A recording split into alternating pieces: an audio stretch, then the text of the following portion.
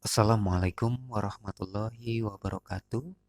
Salam sejahtera, Om Swastiastu, dan selamat pagi untuk kita sekalian. Puji syukur kehadirat Allah Subhanahu wa Ta'ala karena kita semua dapat berkumpul dalam keadaan sehat walafiat di tempat ini untuk melaksanakan kegiatan pemungutan dan penghitungan suara dalam pemilihan kepala daerah tahun 2024. Pada hari ini, Rabu tanggal 27 November 2024 pukul 7, karena para saksi, pengawas TPS, dan pemilih telah hadir di tempat ini, maka kita akan segera memulai kegiatan pemungutan suara dengan mengucapkan sumpah janji KPPS. Untuk itu, seluruh anggota KPPS dan petugas ketertiban saya minta mengambil tempat di depan saya dan mengikuti sumpah janji yang saya bacakan berikut ini. Demi Allah saya bersumpah bahwa saya akan memenuhi tugas dan kewajiban saya sebagai anggota kelompok penyelenggara pemungutan suara dan petugas ketertiban TPS dengan sebaik-baiknya, sesuai dengan peraturan perundang-undangan, dengan berpedoman kepada Pancasila dan Undang-Undang Dasar Negara Republik Indonesia tahun 1945, bahwa saya dalam menjalankan tugas dan wewenang akan bekerja dengan sungguh-sungguh, jujur, adil, dan cermat demi suksesnya pemilihan kepala daerah, gubernur dan wakil gubernur, serta bupati dan wakil bupati tahun 2024.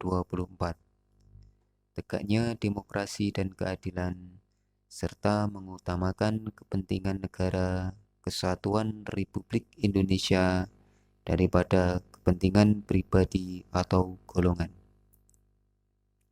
Selanjutnya, saya akan membuka kotak suara dan memeriksa kelengkapan pemungutan dan penghitungan suara yang ada di dalamnya. Kami telah menerima kotak beserta isinya yang masih dalam keadaan tersegel.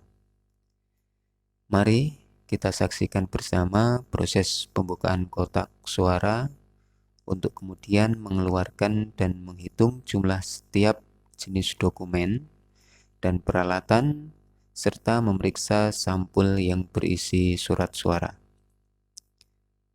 Seluruh isi kotak surat suara kita keluarkan. Sekarang kondisi kotak telah kosong dan akan kami gembok untuk digunakan lebih lanjut.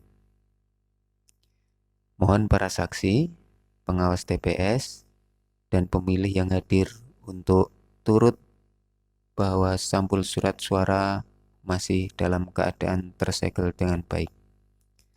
Selanjutnya, kami akan membuka sampul dan menghitung jumlah surat suara yang ada.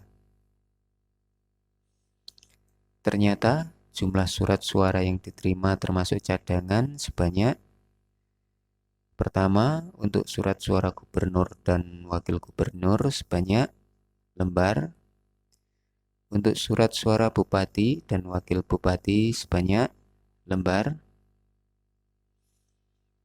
Bapak, Ibu, saudara dan saudari, masyarakat pemilih TPS nomor.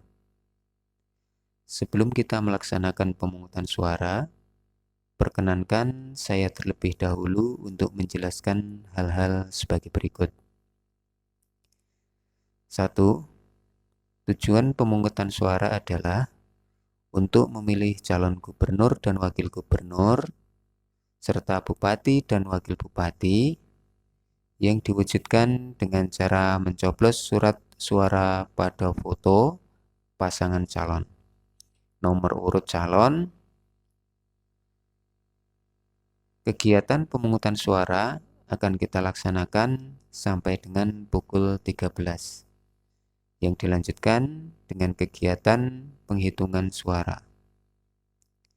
Untuk seluruh masyarakat yang akan menggunakan hak pilihnya, mohon untuk dapat memeriksa nama dalam daftar pemilih tetap dan daftar pemilih pindahan yang terdapat pada papan pengumuman di depan pintu KPPS, atau dapat mengunjungi halaman cekdptonline.kpu.go.id.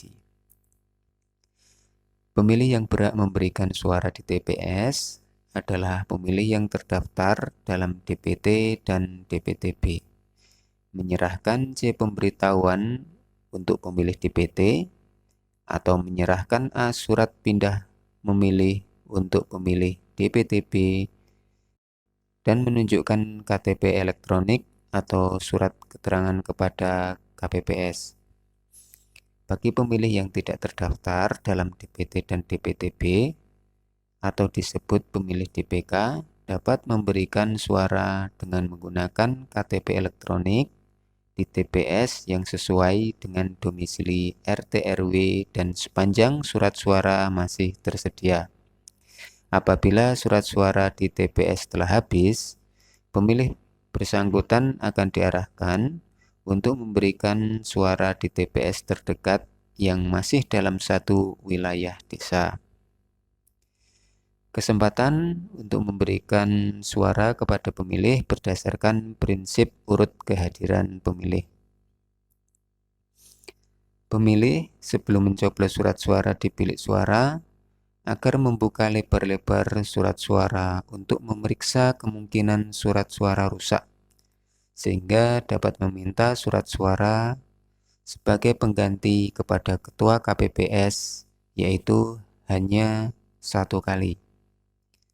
Pemilih mencoblos surat suara hanya dengan menggunakan paku yang telah disediakan. Tidak boleh memberi suara dengan cara merobek, mengambil bagian dari surat suara, atau menggunakan rokok. Apabila keliru mencoblos, pemilih dapat meminta surat suara sebagai pengganti namun hanya 1 kali. Pemilih tidak diperkenankan menggunakan telepon genggam, handphone ataupun HP yang berkamera, ataupun menggunakan kamera di bilik suara. Bagi pemilih tunanetra, dapat menggunakan alat bantu tunanetra untuk surat suara gubernur dan surat suara bupati. Apabila pemilih membutuhkan bantuan, dapat menggunakan pendamping dari petugas KPPS dengan terlebih dahulu mengisi formulir pendamping. Saksi dapat mengajukan keberatan terhadap prosedur dan atau selisih penghitungan perolehan suara kepada KPPS apabila terdapat hal-hal yang tidak sesuai dengan peraturan perundang-undangan. Pengawas melaksanakan pengawasan sesuai dengan peraturan perundang-undangan. Prosedur pengajuan keberatan terhadap selisih perhitungan perolehan suara akan disampaikan pada rapat penghitungan suara.